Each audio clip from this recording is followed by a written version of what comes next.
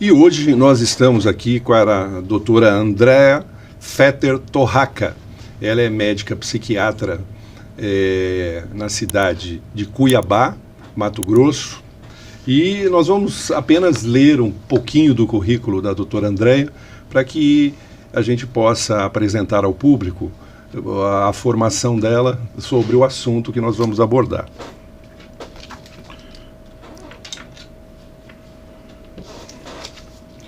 Então, a doutora Andrea é formada em medicina pela Universidade Federal de Mato Grosso do Sul, fez residência médica em psiquiatria na Santa Casa de Campo Grande, Mato Grosso do Sul, título de especialista pela Associação Médico Brasileira e Associação Brasileira de Psiquiatria, título de especialista em psicogeriatria pela Associação Médica Brasileira e também pela Associação Brasileira de Psiquiatria.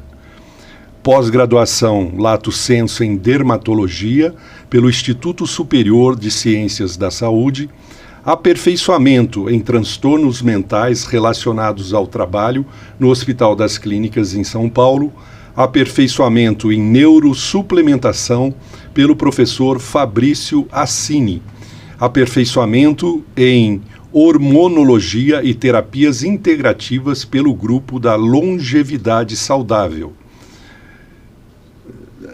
Tá bastante aí, né? Então, é uma pessoa que tem bastante conhecimento aí das áreas que nós citamos aqui, e nós vamos conversar um pouquinho com ela e vamos falar hoje um pouco sobre a prática do ECT, o eletroconvulsoterapia, que é uma prática que ela exerce no seu dia a dia. Então, bem-vinda, doutora Andrea, a senhora pode aí... Eu que agradeço estar aqui.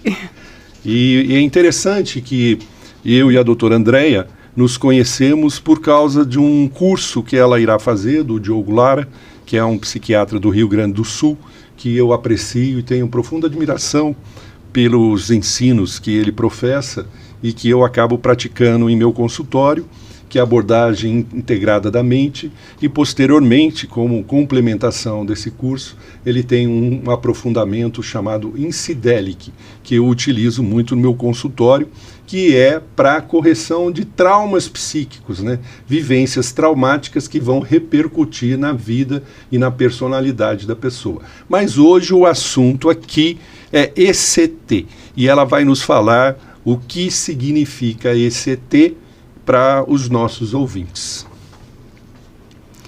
Bom, a eletroconvulsoterapia, ela está encaixada na psiquiatria intervencionista. O que é isso? A psiquiatria intervencionista são procedimentos na psiquiatria para casos graves ou casos que não remitem com a medicação, que é a eletroconvulsoterapia, a estimulação transcraniana, eletromagnética transcraniana, e o uso da cetamina, ou endovenosa, subcutânea, ou a intranasal.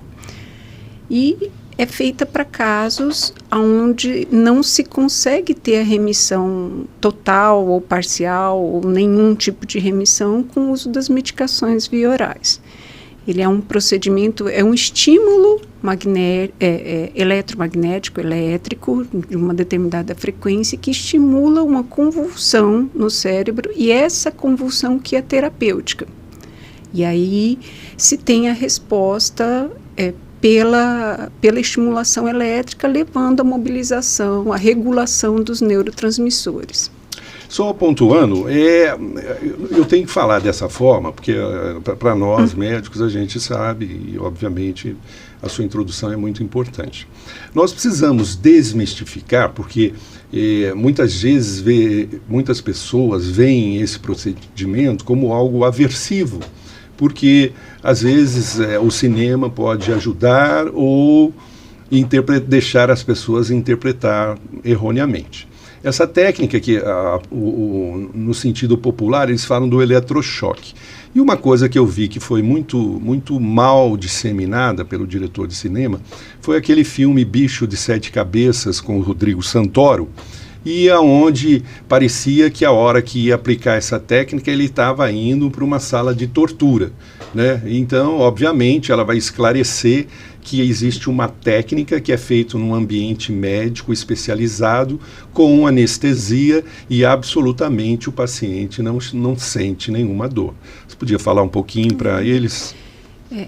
Esse procedimento, a princípio, por que se criou essa versão? Ou como é uma cena muito chocante, o cinema, as novelas, tudo contribui para esse preconceito que, a partir do momento que tem preconceito, é desconhecimento. Exatamente, né? Então, ignorância. Ignorância. Para se ter uma ideia, foi em 1948, 52, que os médicos eles percebiam que pacientes com esquizofrenia e epilepsia, quando tinham uma crise convulsiva, melhoravam dos sintomas psicóticos. E aí, não existia medicação ainda, só existiam depósitos de gente que não podiam, né, estar com outras pessoas. Começou-se a eletroconvulsoterapia, que, em tese, a pessoa não lembrava, mas o que acontecia? Outro paciente via, tinha a época do militarismo, que dava um choque e achava que era eletrochoque, né? Virou toda uma mística em cima desse procedimento. E na década de 70, quando se descobriu as medicações, os antipsicóticos, os primeiros antidepressivos, isso entrou em menos uso, não era em desuso, porque existem casos que só melhoram com a eletroconvulsoterapia até hoje. E na década de 90, 80 para 90, com os novos aparelhos, novos tipos de frequência. Na sua prática clínica, você utiliza mais ou menos na porcentagem dos casos que você atende? Calculando assim, bem por cima, lógico, quando a gente fala de porcentagem, a gente mais erra que acerta. Dos meus pacientes, em torno de 5 a 10%. É muito pouco. É muito né? pouco. Porque tem que ter uma indicação precisa. Não são para todos os casos, não são... Né? Eu tenho muita indicação de colegas também que não fazem, que precisam. Exemplo, não faço. Quando precisa, eu porque precisa de todo um local, ou um centro cirúrgico, ou uma sala apropriada, né, liberada pela Anvisa, pela Vigilância Sanitária, o anestesiologista, enfermagem treinada, porque é um procedimento que tem que ter sedação, tem o bloqueio neuromuscular, então tem que ter uma equipe. Não é só preparada para fazer o procedimento. O procedimento em si é muito mais tranquilo que uma endoscopia. Certo. Você faz a sedação, o bloqueio neuromuscular, a pessoa não vai ter a convulsão mais no corpo. O tempo do Você estímulo... Você faz o bloqueio exatamente para não ter a convulsão. Tem a convulsão cerebral, mas não muscular. Né, não muscular. E aí o estímulo é em torno de 4 a 6 segundos, que são com ondas ultra breves, não é mais o tipo de onda elétrica que era feito antigamente. Hoje em dia o déficit de alteração de memória, tudo, antigamente tinha, mas não era, hoje é muito menos frequente por causa dessa frequência ultra breve dos novos aparelhos. E a pessoa tem o estímulo de convulsão, de epilepsia, né, da convulsão, em torno de 10 a 30 segundos. É muito rápido. 3 minutos, o paciente acorda e vai para casa. É muito simples. Só realçando o que ela já falou, a sua indicação, como você frisou, só porque a gente fala, na maior parte das vezes, para um público leigo. Então, a gente precisa dar uma... As indicações da eletroconvulsoterapia, as melhores indicações, depressões refratárias, depressões que não respondem à medicação via oral. E isso é em torno de 30% das depressões. É muito grande. É muito grande. Pela prática, o nível de procura ainda é pequeno, é baixo. Então, assim... Por isso que eu acho importante tirar o preconceito sobre essa prática. Exatamente. Então, assim, a melhor indicação é depressão refratária a tratamento medicamentoso. As depressões graves, o que é isso? Depressão com ideação suicida, onde a medicação demora em torno de 3 a 4 semanas para começar a agir, com o ECT é muito rápido, questão de 2 semanas já tira da crise. Isso abrevia tempo de cuidado excessivo que a família tem que ter, abrevia tempo de internação, de sofrimento. Né? E depressões graves com sintomas psicóticos, quadros de mania com sintomas psicóticos, os sintomas produtivos. Eu gostei que você tocou num ponto bastante interessante, que na maioria dos pacientes no nosso consultório, uma grande porcentagem deles são portadores do TAB, que é o transtorno afetivo bipolar. E que você está falando exatamente de uma etapa que pode ocorrer tanto no TAB quanto nos episódios de esquizofrenia. É a psicose, ou alucinação e delírio, né? Então, neste ponto também está indicado. É muito rápido, é muito rápido. A melhora, né? Porque às vezes a melhora com a medicação para tirar da fase de mania do TAB é mais demorada e mais longa, então, né? E a família não sabe muito. lidar com esse paciente que dá trabalho, dá bastante trabalho, né? Por isso pode encurtar em curto tempo, né? De cuidado do paciente, porque você reverte esse episódio de delírio e alucinação muito rápido, né? Fora que tem delírios e alucinações que não melhoram totalmente ou não tem resposta com os antipsicóticos. Então, a ECT é excelente para isso, né? Assim, quadros de catatonia, tanto depressão catatônica como psicose catatônica, praticamente só responde com ECT. E a gente perde esse paciente para inanição, ele não come, ele não se alimenta. Ele vai também vou traduzir de novo, catatônica. Catatônica é aquele que fica parado, assim, não se mexe, não responde, não conversa, não come, não faz nada, está catatônico. Liberação, parece urina na calça, não parece fala, uma planta. Esse é o famoso planta, no sentido do estado que não são clínico muito dele. comuns, são quadros assim, que que consigo, eu vejo 2, 3 quadros, 2, 3 catatonias ao ano, não é comum, é raro, né? É raro. E só vejo porque é encaminhado de colega, porque Entendi, o meu mesmo aparece, né? é muito raro. No meu consultório também. Mas ainda tem esse mesmo. Acontece, nós temos que estar preparados para esses casos, né? Não é a nossa rotina. E aqui tem e quais os benefícios, então, você já está falando aí da ECT, é justamente abreviar um quadro agudo de uma alucinação, de um delírio, de uma mania no TAB. De depressão. E as contraindicações da ECT? São muito pequenas, né? Hoje a gente tem todo um preparo que antecipa isso. Então, nós pedimos, por exemplo, uma contraindicação, um IAM, um infarto recente, um AVC recente, um aneurisma de grande porte na região do cérebro, um quadro agudo. Porque, no caso, poderia ajudar a romper o aneurisma, até há essa possibilidade. Né? Então tem que ter bem cuidadoso. Porque aumenta a pressão intracraniana. Né? Então, casos descompensados, de arritmias descompensadas, então assim, a cardiopatia descompensada, então o paciente tem que estar bem para fazer, né? Um quadro agudo, estou com um quadro viral, uma pneumonia, a gente espera o paciente, é lógico que tudo depende do risco-benefício, às vezes o paciente idoso com catatonia, com sonda, né? É melhor fazer, porque daí ele volta a alimentar, ele volta a responder bem, né, do que clinicamente vai ser melhor. Então, a gente faz todo um preparo, precisa de uma avaliação cardiológica prévia, exames de sangue, um hipertireoidismo descompensado. Então, tudo isso antes, né, uma glicemia de 400, a gente primeiro tem que compensar o paciente, mas tudo depende do risco-benefício. Ele está com risco de vida? Né? Por isso que às vezes a gente faz na UTI, no centro cirúrgico, né, dependendo da gravidade. Né? Se dá tempo de esperar e compensar, a gente faz. Né? Mas é tudo previamente orientado, o paciente só faz mediante esses exames. Para diminuir o risco. Né? Pode ser feito em gestantes, então?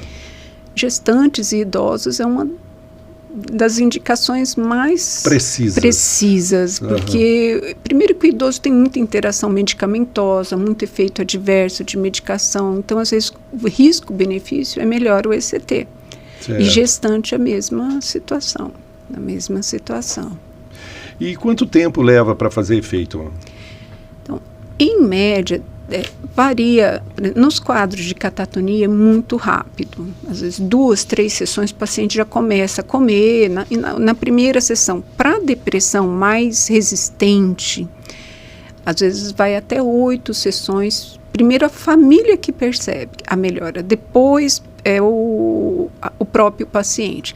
Então ele começa a tomar banho mais rápido, a fazer alguma coisa em casa, ele já quer sair, né? Mas o estado anímico dele, né? a sensação de falta de prazer, de satisfação persiste. Como qualquer depressão, melhora a primeira psicomotricidade, né?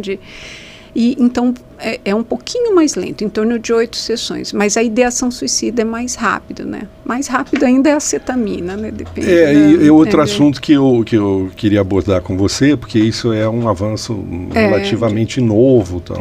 E você também faz procedimento com cetamina. Sim, o espaço é o mesmo, né? Certo, a cetamina, ele é um anestésico que há cerca de 12 anos, mais ou menos, se começou a estudar com um efeito antidepressivo que é totalmente distinto dos outros via orais, né? Eles não agem no IMAL, na monoaminoxidase, eles agem em glutamato. Então, é mais uma opção terapêutica interessante, que não são para todos, né? É também um público específico que tem uma indicação. Então, tudo depende da indicação para a gente ter uma boa resposta.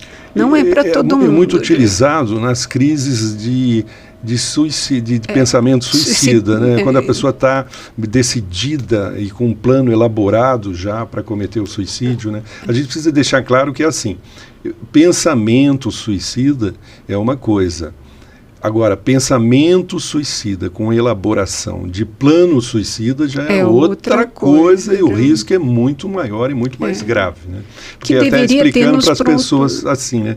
Só porque a gente tem, por isso que a gente sabe, mas às vezes o público não está ouvindo. Quer dizer, a pessoa fala, todo mundo fala, que vou me matar. Isso é um pensamento que pode vir e sair. Agora, quando a pessoa pensa assim, vou me matar e eu já comprei um veneno de rato, está lá no armário. O risco é completamente diferente, porque essa já tem a ideia e de como vai fazer. Então, para ela fazer é só um gatilho, é um pulo. Por isso essa indicação da cetamina nesses casos, né? E com resposta excelente, 1, 2 sessões, imaginem, ou no mesmo dia, ou questão de 3, 4 dias, a gente já tira da ideação suicida. Isso abrevia tanto sofrimento, tanto para a pessoa. Tem uma medicação agora que faz nasal também. Ela está cara, ela está barata, exato. Então, é assim, os resultados clínicos são muito semelhantes. Tanto da acetamina endovenosa como da intranasal, que é o Spravato. Qual é a questão? Ela foi lançada o ano passado, que a Anvisa liberou tudo, e por sessão é 5.900, em torno de 5.900, 6.000. Precisa fazer no primeiro mês 2 vezes por semana, depois passa para semanal, se tiver boa resposta.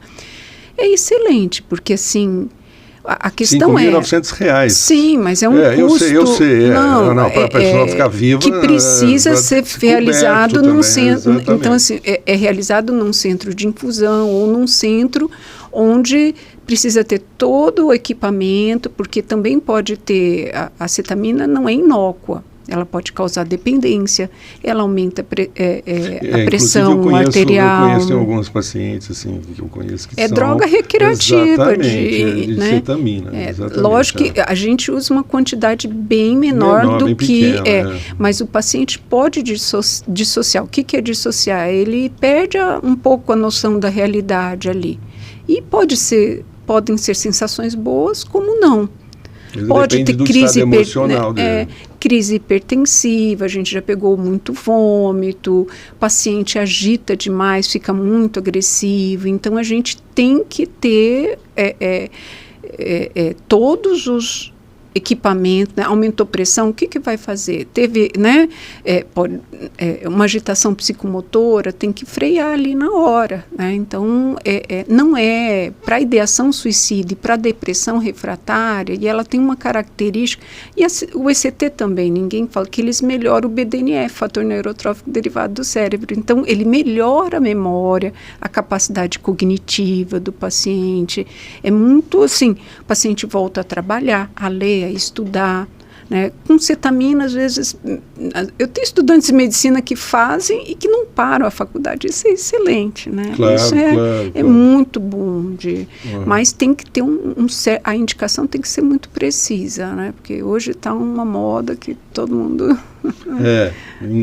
porque ainda mais sendo novidade, né? É novidade. Não é novidade, é que como lançou o Spravato, né? E o Spravato, assim, se entrar com liminar, tudo, tem alguns planos que tem ressarcimento, tudo mais, dá um trabalho. Coisas que vai em torno de 2 a 4 semanas, isso é tempo de vida, né? Sim, sem então, dúvida. E a cetamina, a mesma coisa, a gente sofre muito com isso de...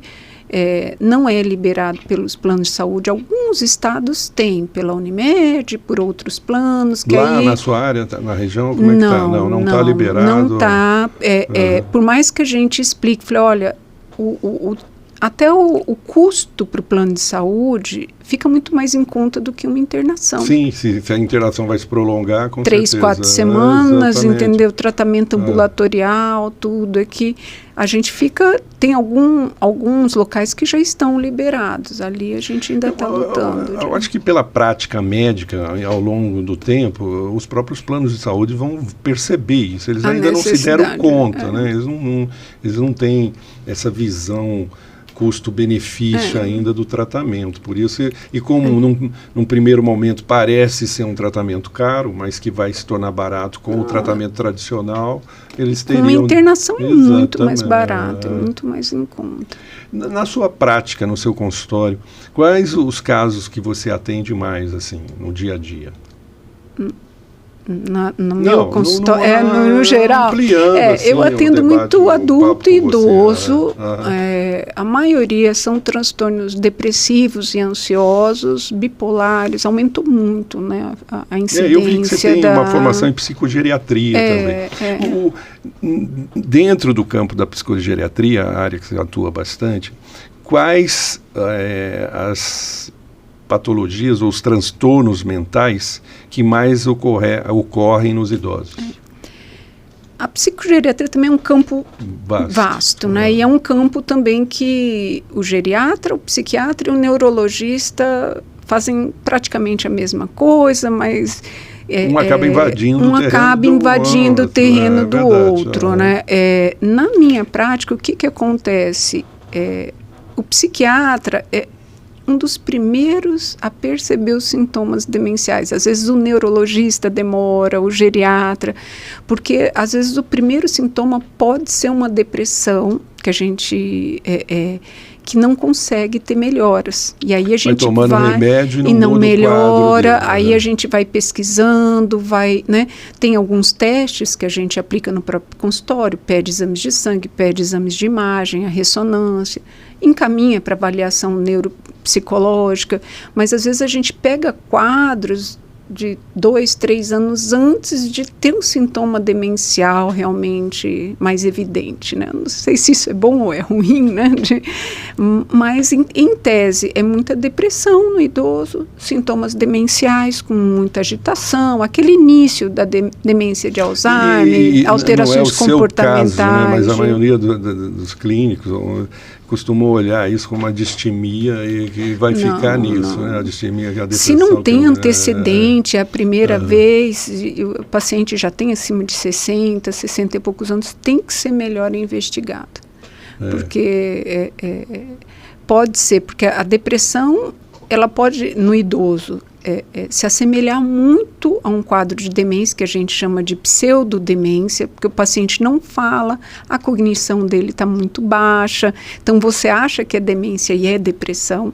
Isso também acontece muito, e é muito sutil essa diferença de, nossa, a gente vai fazer minimento, um exame de paciente deprimido, 3 meses depois é outra pessoa. Então tem que ter um feeling, porque são outras medicações, é outra conduta terapêutica, né? Então a experiência que eu tenho nesses anos é assim, essa brevidade no início, e aí você explica, fala, olha, já é um Alzheimer, já é uma demência vascular. E às vezes o neuro ainda acha que, né? Então assim, a gente perde um pouco esse tempo que poderia não evoluir, né? É um déficit cognitivo leve só, né? Que a gente pega muito. Então o que fazer é essa questão da medida da medicina preventiva, né? Por isso que eu fiz pouco isso é outra coisa que eu quero abordar com você, que eu achei bastante interessante no seu currículo. Você também faz uma medicina integrativa, né? Como é que eu quero que você coloque, como é que você faz essa junção da medicina integrativa com a psicogeriatria e a psiquiatria? Acho que fica interessante, porque na verdade uma complementa a outra, né? Então eu quero que você coloque isso para os colegas que não têm essa formação. Eu, assim, a princípio eu fui de curiosa. Certo. Eu fui para falar mal, na realidade.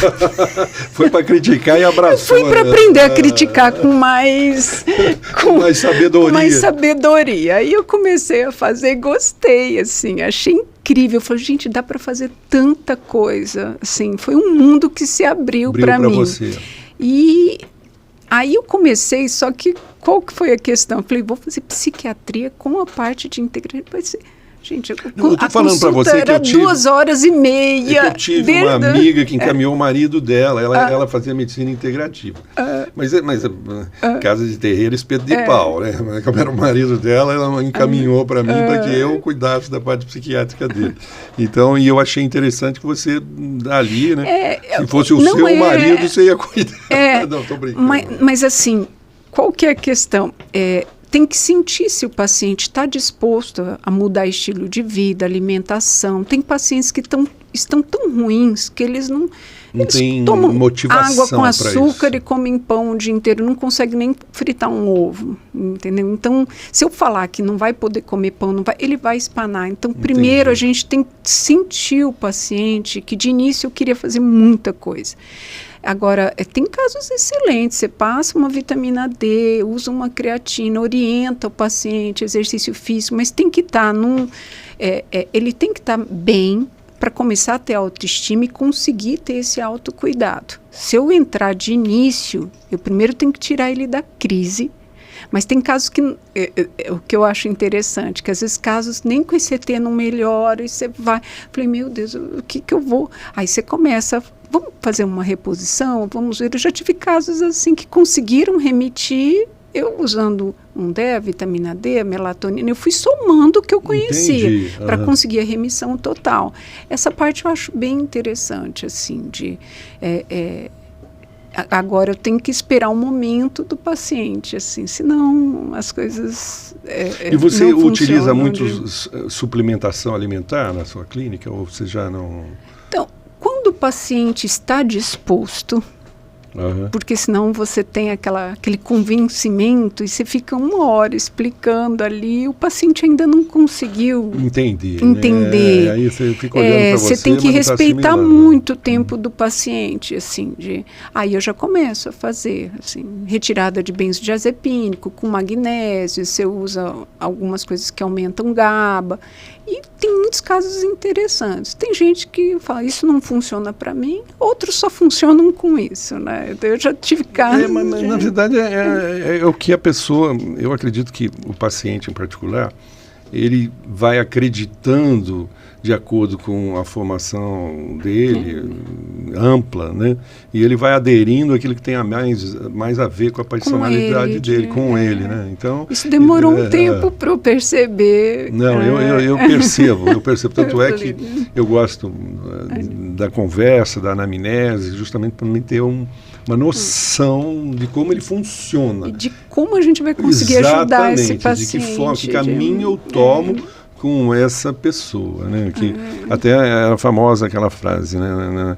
Na medicina não existe doença, existem doentes, porque cada particularidade de personalidade reage de uma forma à terapêutica proposta para ele. Às vezes a mesma terapêutica funciona em um, não funciona em outro, porque ele mesmo não pedala, não gira o processo de cura que ele precisa também, né? E é sentir o paciente, né? É sentir o paciente. E eu percebo muito, uma das coisas que eu gosto de abordar no meu consultório é lidar um pouco com a crença das pessoas, porque se você entrar por aí, por esse caminho, entender a psicodinâmica, né, de como ele faz a construção do pensamento, ou a crença que ele tem, você contribui mais, porque você cria uma empatia maior com o seu paciente, né? E você, como é que é isso para você? Como é que é a sua espiritualidade? Fala um pouco para nós sobre isso. Não, acho importante isso, essa colocação. Você vê que agora até nos congressos de psiquiatria já começou a colocar a espiritualidade pelo fator importante que ela exerce também na recuperação do paciente. Que espiritualidade é diferente de religiosidade, né? Com certeza, eu concordo com você. E até a própria religiosidade, em alguns casos, ajuda muito, né? Também, ajuda muito. Eu assim, porque eu acho que a gente vive de sonhos, né? Eu sempre falo assim, a minha função, acho que eu vim, é para ajudar a pessoa, o cérebro dela funcionar bem, para ela conseguir usar a alma dela, gerir, conseguir fazer com que a alma dela flua do jeito que é para fluir. Exatamente. Né? Aí me fala um pouco da sua alma. Como é que foi essa? Porque é igual, eu gostei aqui, se você define bem aqui, né, até está no seu site, eu olhei e falei, que legal. Quer dizer, você define aqui... Tem que pôr meu óculos. Nossa, na minha idade, pelo amor. Eu já nem lembro o que eu coloquei no meu site. Aqui, em grego, psiquiatria significa a arte de curar a alma. E para ser psiquiatra, não tem como você... Tem até você que tem psiquiatra que é cético.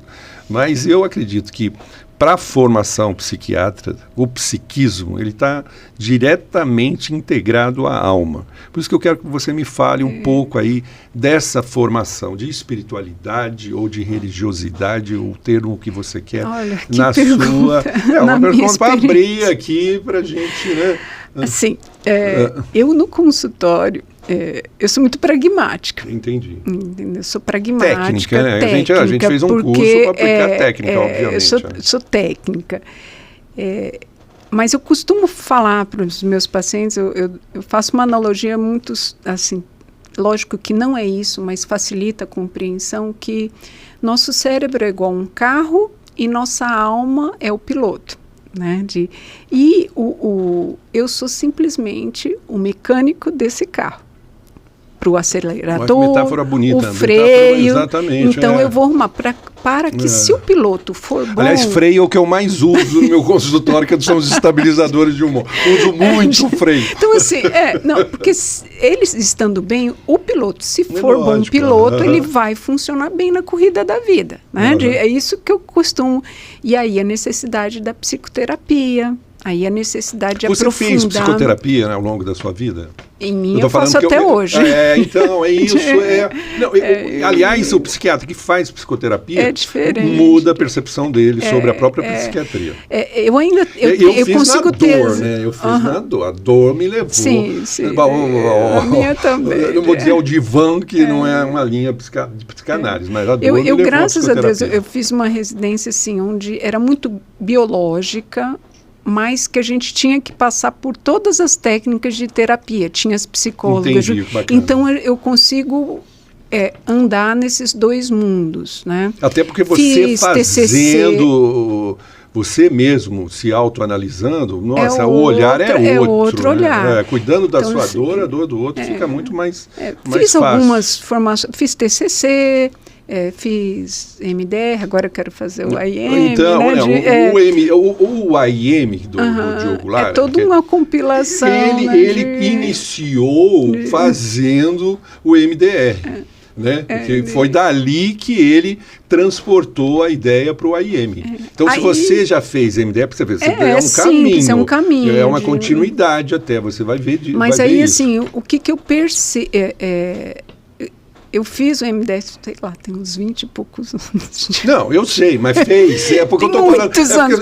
Aí não tinha ninguém na minha cidade, aí eu falava, faz lá o curso, porque eu tô sem tempo. Como eu atendo caso de psiquiatria intervencionista, casos muito graves, eu fico sem esse tempo até... Entendi. Será que eu quero ser terapeuta? Será que... Mas a gente acaba sendo acaba terapeuta, sendo, né? mas não mais dá curto, tempo. mas eu sei. É esse que é o não, eu problema. entendi. De fazer você agregar.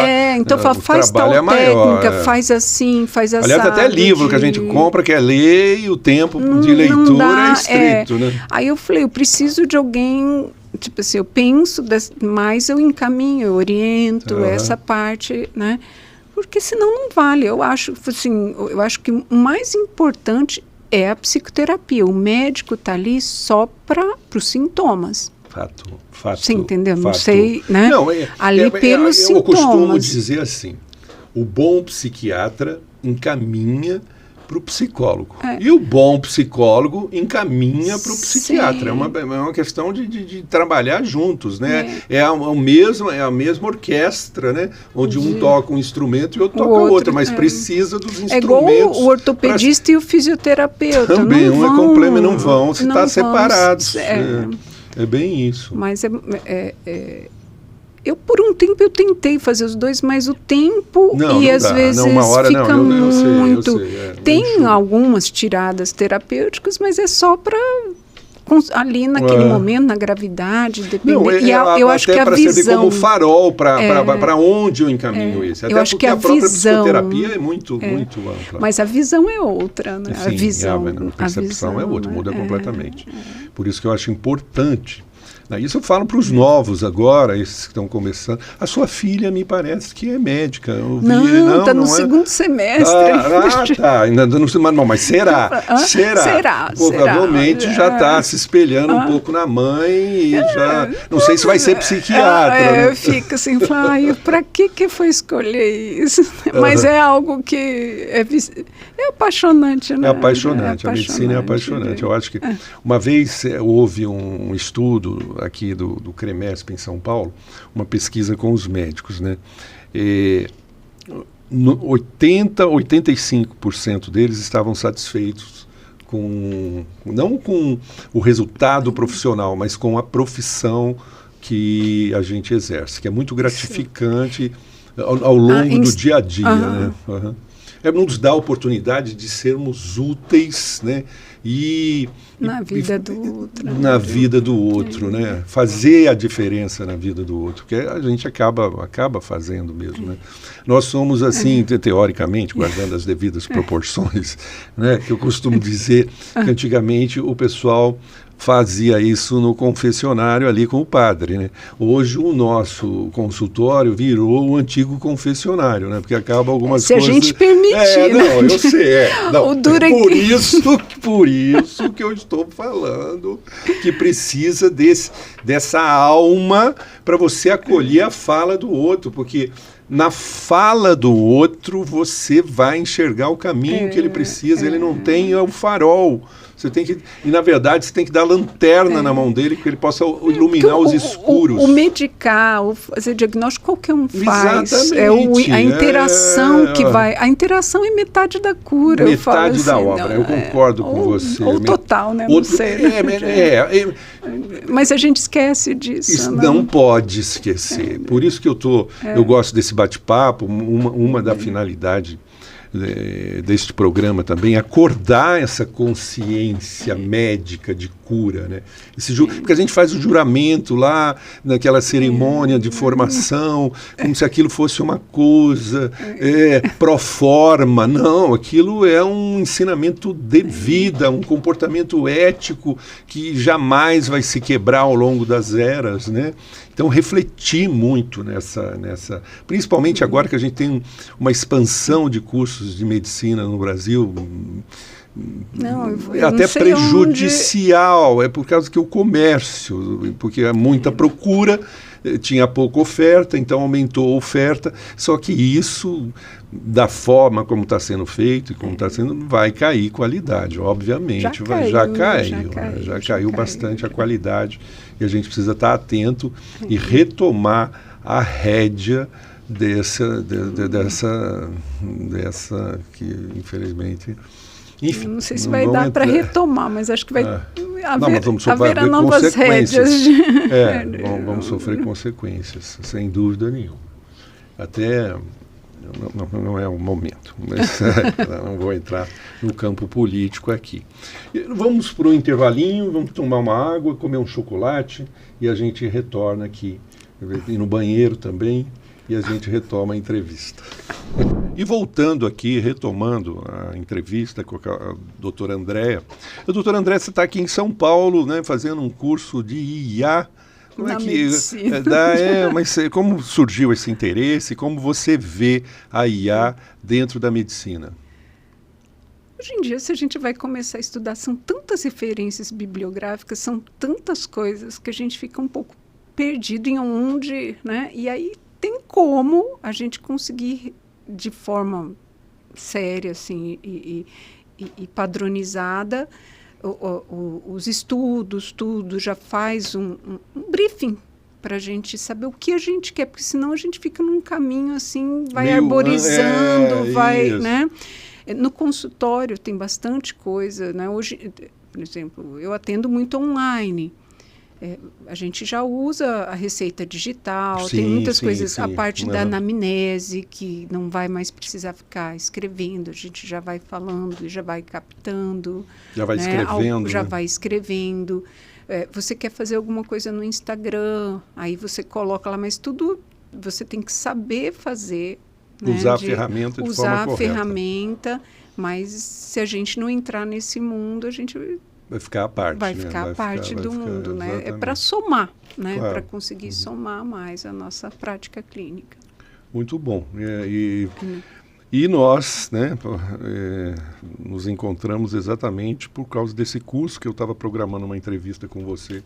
E aí você falou, não, eu estou em São Paulo, e aí eu falei, então aproveita, já vem gravar. Então tá, vou montar um pedacinho do curso, mas eu já tenho gente lá. Você está lá.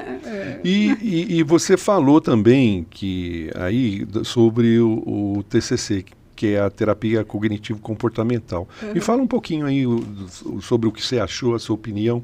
Eu vejo que a TCC, pelo menos, é muito indicada para os casos de TDAH, a TCC. Você concorda com isso? E por que você concorda? Sim. Porque eu já não tenho muita prática sobre a TCC.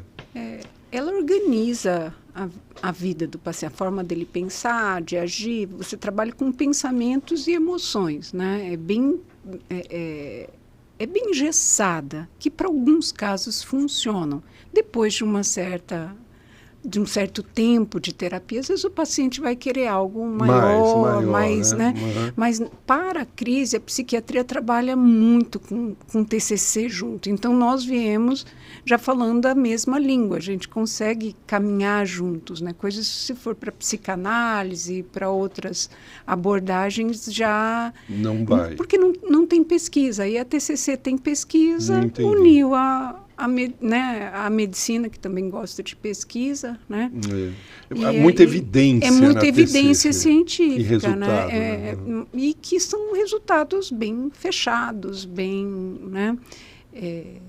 Não é para todo mundo, né? Porque cada paciente, às vezes eu tenho, não, você tem que ir para o TCC, aí vai para um psicanalista, mas melhora muito mais do que no TCC, né? É que a gente aprendeu a trabalhar muito juntos, né? Por isso que tem essa indicação.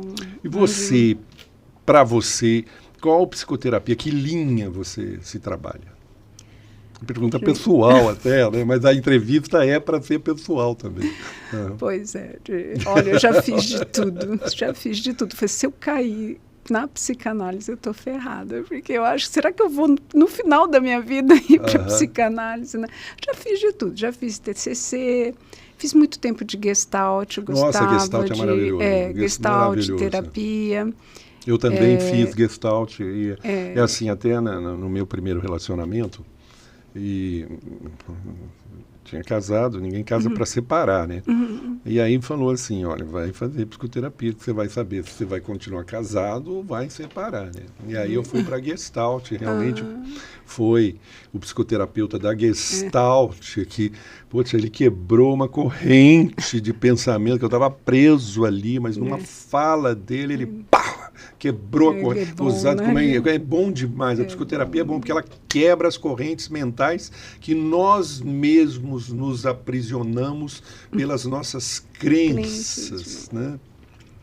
E o que mais? Agora, né, eu estou como psicóloga que é transpessoal e faz a IM, né? Por isso que eu falei, gente, esse negócio é interessante, né? Fiz um tempo de hipnose, olha. Não, é outra coisa, é uma prática que eu gosto, né?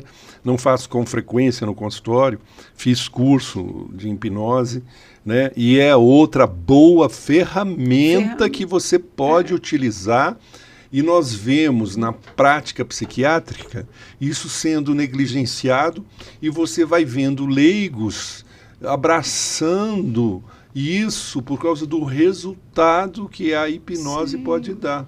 Me fala um pouquinho da sua experiência com a hipnose. Gente. Não, muito interessante. O que você lembra, tranquilo. Deixa eu ver, acabar ali. Fiz análise do comportamento também, fiz bastante. Psicanálise que ainda não foi ainda.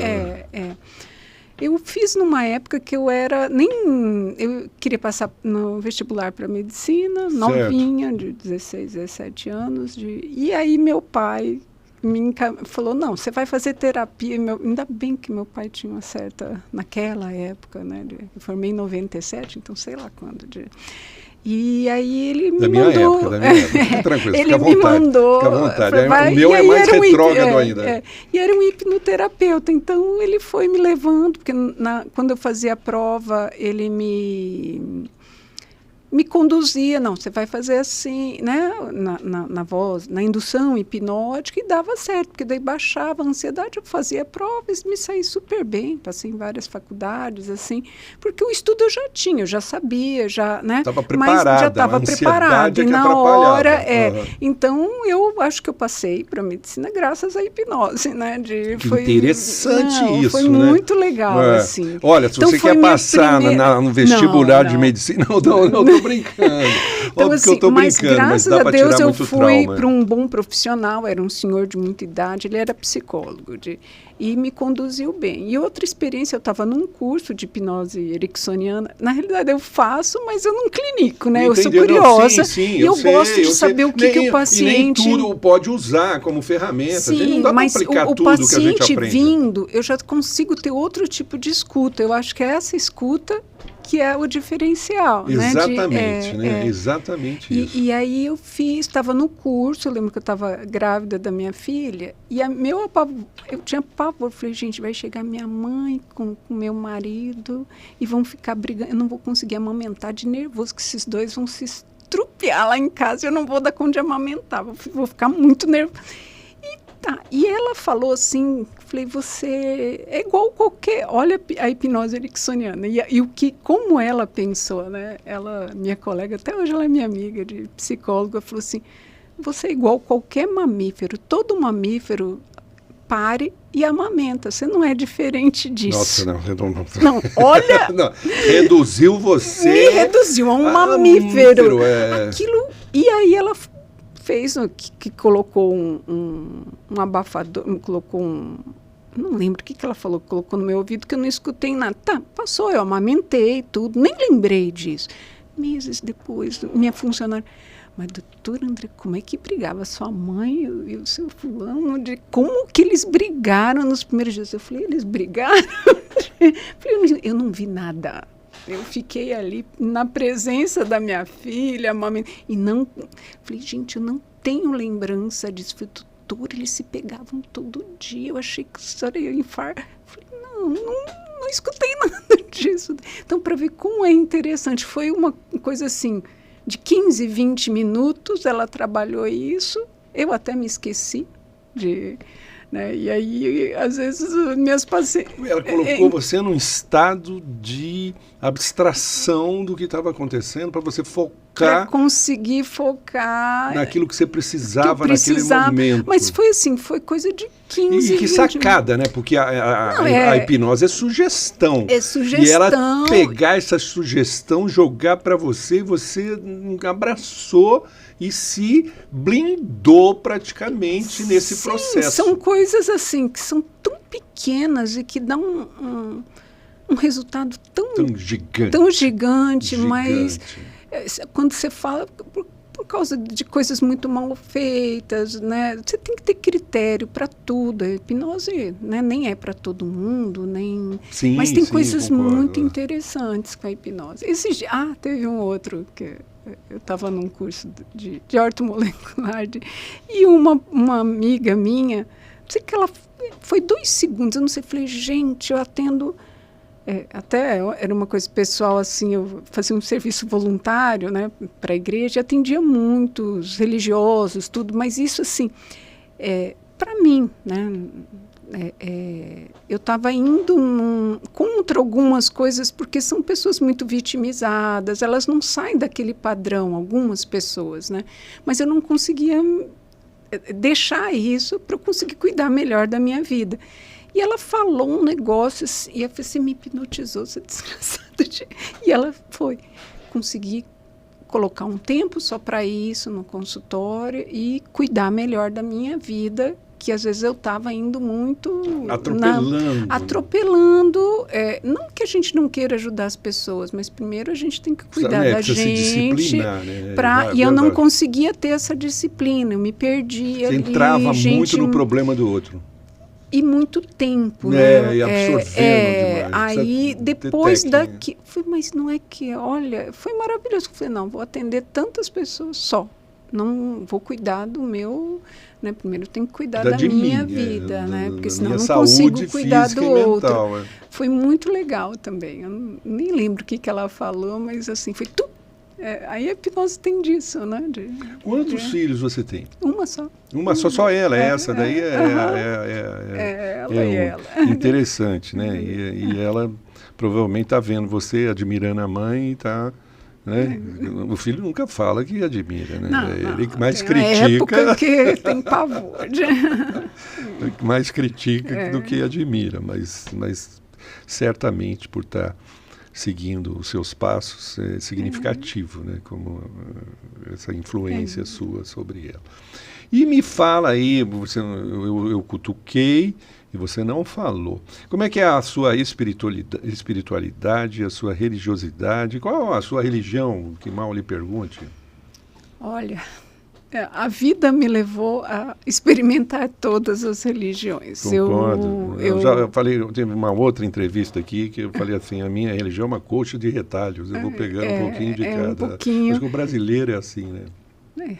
Então, assim, eu já fui evangélica, já fui kardecista, desde centro de Umbanda até todos me fascinavam muito, né? Então, dá a mão aqui, tá em casa, então, assim, tá me fascinavam eu nem conhecia, muito. Mas como nada por acaso, a senhora está aqui agora.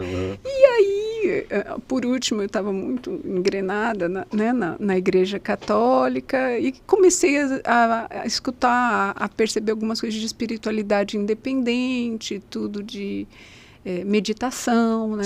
Fiz o T8SM, que é de mindfulness. Que é muito bom muito também. Legal. Então eu comecei a ir para esse, né? Porque às vezes a religião castra muito a gente, né? Eu não queria essa castração, essa culpa, né? Essa que joga para baixo. Né? Eu falo assim, essas coisas culpa. Quando a gente se sente dominado pela culpa, pelo medo, né? Pelo apego. Eu falo assim, eu não quero me apegar a nada, medo de nada, culpa de nada, porque nós somos seres divinos, né? Assim, a divindade está dentro da gente, né? Então a gente isso acordar, despertar isso, viver nisso. Viver isso. Viver isso e nisso, dentro disso. E a parte boa que eu conheço muito, então eu atendo um evangélico, eu consigo ver quais são as crenças dessa pessoa. Exatamente, né? Já passou por ali. Eu falo assim, eu não faria um caminho diferente. Mas daí, assim, essa coisa de ficar engessado, para mim, hoje já não funciona. Não sei, amanhã, não sei como é que vai ser. Não, né? é igual você definiu mas muito bem. Religiosidade e espiritualidade. A espiritualidade te abre o caminho e os horizontes. A religiosidade te estreita nos conceitos e nas interpretações. Né? Porque as interpretações, elas são também subjetivas em alguns casos, né? Cada um vai entender. Tem pessoas que aquilo vai fazer bem, porque vai colocar ela no caminho, mas como eu sou muito rígida, eu não posso. Que eu já tenho uma rigidez. Por si só, né? Então, essa leveza de falar Mas assim, isso é fruto da sua educação, você acha? Seus pais foram um pouco rígidos com você? Eu nasci já. Nasceu rígido. Nasci. Da minha essência, um pouco de rigidez. Não, porque também nós estamos falando de rigidez não no sentido de inflexibilidade, de ficar segura nas ideias e pensamentos que eu formo. E isso, para ser substituído, óbvio que você precisa ser flexível. E você é flexível porque você está sempre em busca. Eu vejo pelos cursos que você fez, assim, pelos caminhos que você trilhou. Eu faço a mesma história, mas de formas diferentes. Né? Assim, eu acho que isso que leva a gente a continuar apaixonada pela mesma atividade. Que eu falo, se eu não fizer sem amor uma coisa, eu não faço. Não faço, é verdade isso. Não vai, não tira a vida, né? Sem amor, acabou. Tira o sabor, o gosto. Né? É comida sem sal, né? Não pode ser muito, mas não pode faltar, né? Então, assim, aí hoje eu faço cursos, né? Eu vejo muita coisa na internet, meditar é algo que eu estou conseguindo uns 20 minutinhos por dia. Assim, tá conseguindo diariamente, porque é um exercício até para você dias, parar, ficar ali 20 minutos. Todos os dias, e como porque também outro dia eu estava vendo, porque eu também falei, não, eu preciso fazer meditação. Aí não tem regra meditação, não. Pelo contrário, é a hora que você tem que se aquietar e se silenciar e você vai desenvolvendo uma metodologia própria. Você pode até... Que é que mais se adapte. Você pode até orientação, tudo, mas a meditação... O que acontece é que parece que a gente quer procurar um monte de coisa, uma fórmula mágica. Fórmula mágica que e aí é por não aqui. Se escuta, né? Não se escuta. Não se escuta. E o processo da meditação é uma escuta interna. Até a palavra medita, a ação. Quer dizer, nesse momento eu vou escutar o divino em mim, e eu preciso estar quieto, porque nem sempre ele vai falar por palavras, mas ele fala. Ele fala no sentimento, ele nos toca e ele nos move.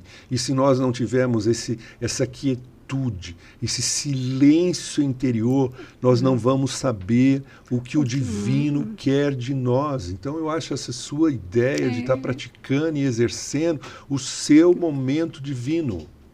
Eu tenho esse olhar, estou falando isso porque eu enxergo assim. Assim, em termos técnicos mesmo, você vai para o mindfulness, não tem ascético. Exatamente. Né? Mas eu acho, porque senão eu tenho um certo receio de ser manipulada, né? Não, mas eu só estou falando... O mundo manipula a gente, se a gente não tiver essa consciência. Essa firmeza. Mas, a gente fica muito volúvel. E que, na verdade, é estar no presente, mas de forma quieta, para que você possa entender ao seu redor, para que você tenha uma leitura sem tanta influência, mas com uma percepção de alinhamento, de sentimento e pensamento. E se você não aquietar os seus pensamentos, você sempre correndo, sempre com um projeto, sempre querendo alguma coisa, sempre saindo do presente e colocando o pensamento no futuro ou nas memórias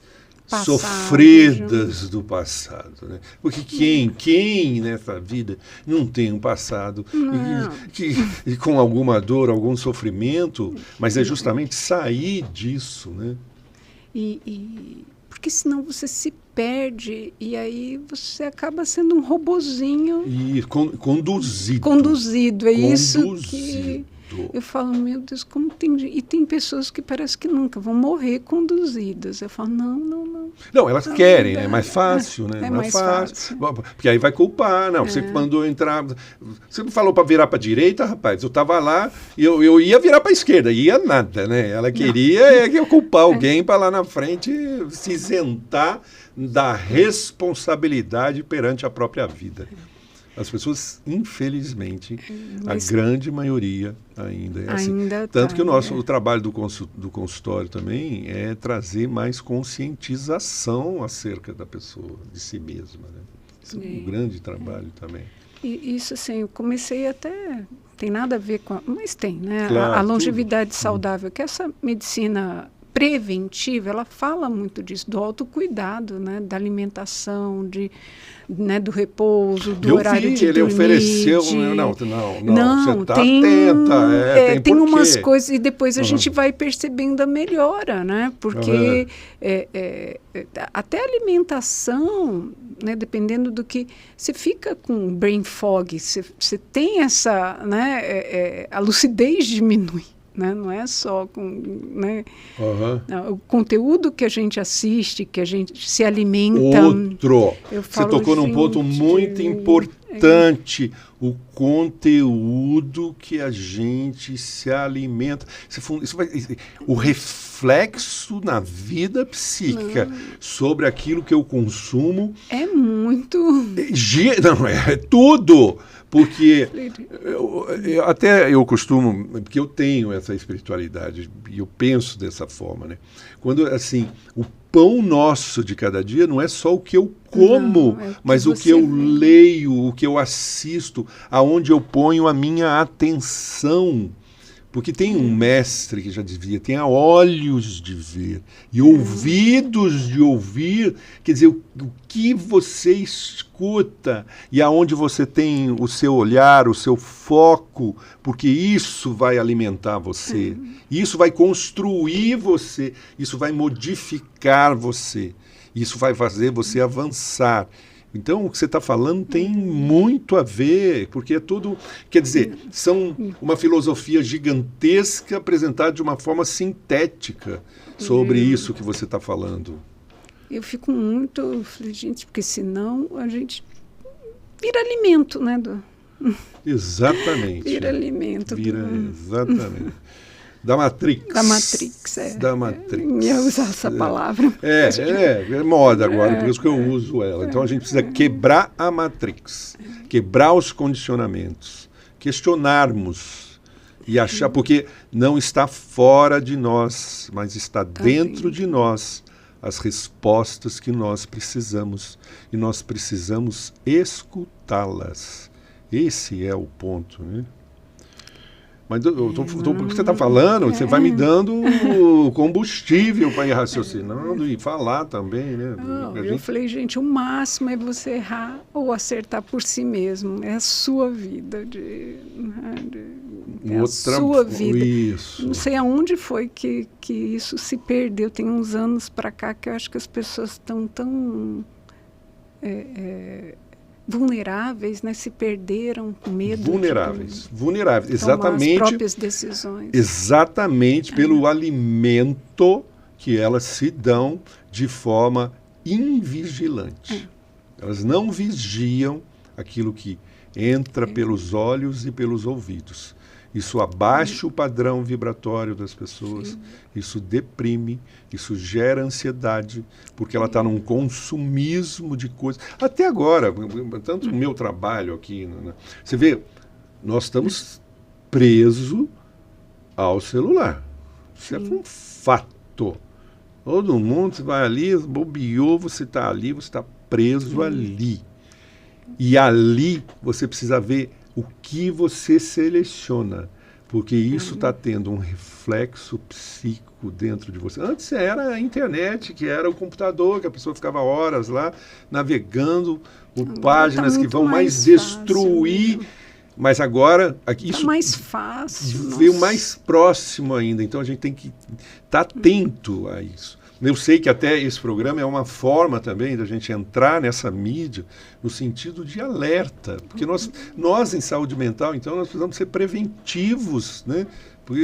Porque depois que faz o suicídio, assim, não tem mais, então a gente tem que agir antes de que algumas... E como é difícil fazer esse trabalho preventivo. Não é fácil. Mas é isso, por isso que eu acho bom você estar aqui, eu acho bom você ter vindo falar de um tema tão delicado e tão importante, tão mal interpretado, né? Porque, como você falou, poderia se resolver 30% dos casos dentro do campo da psiquiatria e está sendo subutilizado em 5%. E a gente vê isso também, a indústria, né? Ela trabalha justamente para a propaganda, é muito mais sobre a farmacologia química do que essas alternativas também perfeitamente viáveis e de bom resultado, né? E nós temos que também lutar com esses gigantes para que a gente possa fazer uma prática clínica salutar, benéfica, saudável, de custo baixo, né? Porque, enfim, são coisas que nós profissionais temos que estar muito atentos. E eu quero que você aí agora fique livre para colocar suas considerações, seus pontos de vista finais. Quero te agradecer muito a sua presença. Eu que agradeço. Tá? Olha, meu primeiro podcast. Uma loucura hoje, mas muito gostoso. Mas muito bom você trazer toda essa tua experiência aqui para nós, né? Até compartilhar um pouco da sua vida aqui, que a gente acaba sendo profissional, mas é um ser humano também, que justamente esse humano em nós humaniza a nossa prática. A palavra é sua, doutora Andréia. Gente, eu só tenho a agradecer pelo convite, por eu estar falando um pouco do que eu faço, né? Que é eletroconvulsoterapia, acetamina. E, assim, eu acho que o básico é a gente trabalhar com amor, trabalhar com atenção plena, né? Fazer as coisas com alma, né? E as coisas acontecem, vão seguindo o caminho que tem que seguir. Eu quero deixar registrado aqui que a doutora Andréia atende em Cuiabá, no endereço Rua das Papoulas, é isso? 271, né? Jardim Cuiabá, Mato Grosso do Norte. Né? Então, porque o Campo Grande é do Sul, Cuiabá do Norte. O telefone da clínica é o 65 99 611 8703. O WhatsApp dela 65 99 611 8703. Então, para as pessoas daquela região, daquela área, que quiserem entrar em contato com a doutora Andréia, se consultarem com ela, está passado aí, depois o programa vai passar isso já, nós estamos fazendo a gravação, vai passar por escrito aí, vocês anotem, né, mediante tudo que ela nos trouxe, tudo que ela nos falou. E nós agradecemos aí a produção do programa, a essa equipe de pai e filho maravilhosa, que tem o meu carinho e o meu respeito. Muito obrigado. Eu agradeço essa oportunidade.